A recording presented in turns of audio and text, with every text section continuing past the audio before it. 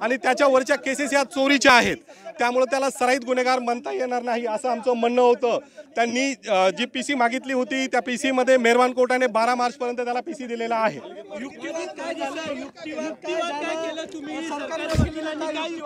आम्ही युक्तिवाद असा केला की तो कुठल्याही प्रकारचा आरोपी नाहीये, त्याच्यावर जे काही प्रकरण दाखल आहे ते चोरीचे असून ते सिद्ध झालेले नाहीत। याशिवाय जी वेळ होती घटनेची ती 5:45 म्हणजे दिवसाचीच होती। कुठेही फिर्यादीने पीडितेने आरडाओरडा केलेला नाही, लोकांना बोलवलेलं नाहीये आणि जे 2 वेळेस घटना नमूद करतायत तर त्यामध्ये तिला आरडाओरडा करत आला असता अशा प्रकारचे आम्ही आर्ग्युमेंट केलेली आहे।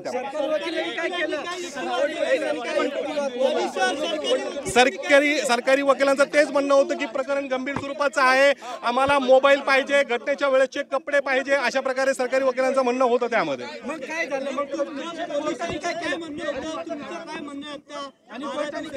आता आमचं म्हणणं आहे की प्रकरण न्यायप्रविष्ट आहे, 12 मार्चला पुढील जे काही होईल ते होईल, बाकीचे डिफेन्स आम्ही सांगू शकत नाही या ठिकाणी आमचा जो डिफेन्स असेल। याशिवाय अजून एक महत्त्वाची गोष्ट, त्याच्या भावाला सुद्धा पोलिसांनी सोबत ठेवलेला आहे, त्याचा भाव सेम डिट्टू त्याच्यासारखा दिसतो। नाही तो अजून मी सांगता येणार नाही, पण पुढची गोष्ट होईल। ओके,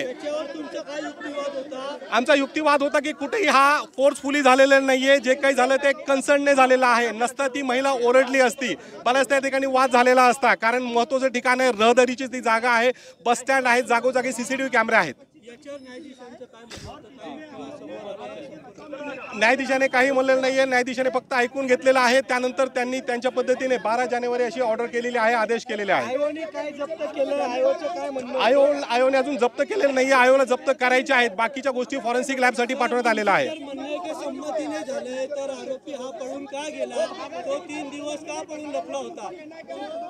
प्रकरण हे एवढं गंभीर स्वरूपाचं आहे की त्याने जे काय केलं स्वतःचा जीव वाचवण्यासाठी केलेली गोष्ट आहे।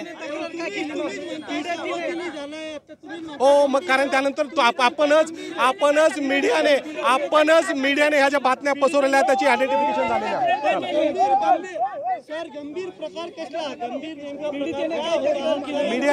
मीडियाने त्याला गंभीर केलंय।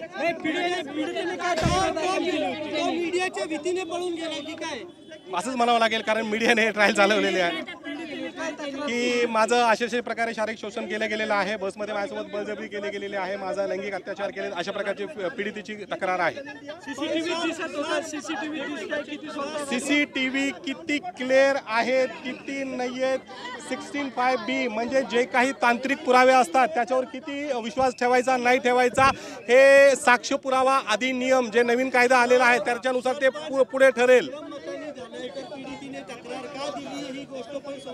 ही नक्कीच समोर येईल जेव्हा प्रकरण चालेल, आम्हाला न्यायाधीशावर पूर्ण विश्वास आहे, प्रकरण जेव्हा चालेल नक्कीच। तुमच्याशी बोलायचा माझा संबंध नसतो, अजून पीडितेशी बोलायला आरोपीच्या वकिलाचा काही संबंध। तुमच्या क्लायंटशी बोललात का? अजून आरोपीशी आमचं बोलणं झालेलं नाहीये, कारण आज त्याला उशिरापर्यंत आलेला आहे। हो, त्याच्या आयडेंटिटीमुळे त्याच्या कुटुंबाला त्रास सहन करावा लागत आहे। मीडियाने त्याचे जे फोटो व्हायरल केलेले आहेत, त्याच्या कुटुंबाला आज उपासमारीची वेळ आलेली आहे आणि त्यांच्या बचावासाठी काहीतरी पोलिसांनी पण केलेलं पाहिजे, शासनाने त्यांना सुरक्षा द्यायला पाहिजे असं माझं म्हणणं आहे। त्याच्या जीविताला धोका वाटतो का तुम्हाला? 100% त्याच्या जीविताला धोका वाटतो। आज जे वातावरण आहे सगळ्या ठिकाणी पेटलेलं आहे तर नक्कीच त्याच्या जीविताला धोका आहे।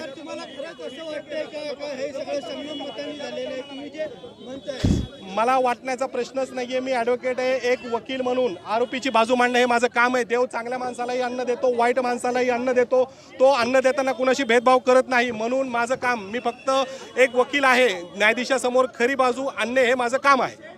धन्यवाद। की जे काय झालंय प्रकरण झालंय ते कन्सेंटने झालंय, दोघांच्या मर्जीने झालंय असं आरोपींचं म्हणणं आहे आणि 12 तारखेपर्यंत पोलीस कस्टडी मिळालेली आहे पोलिसांना।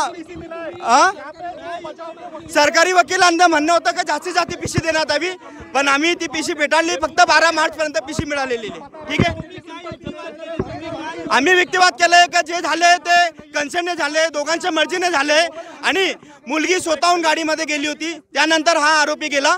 आरोपीचं म्हणणं असं आहे की दोघांच्या मर्जीने संबंध झालेले आहेत, त्याने बलात्कार केलेला नाहीये असं आरोपींचं म्हणणं आहे।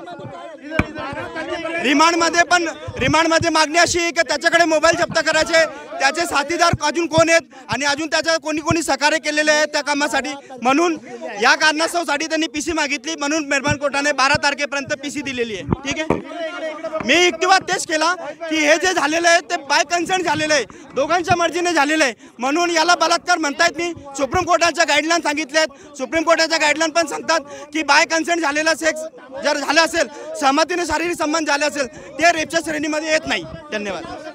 ॲडव्होकेट साजिद शाह माझे नाव.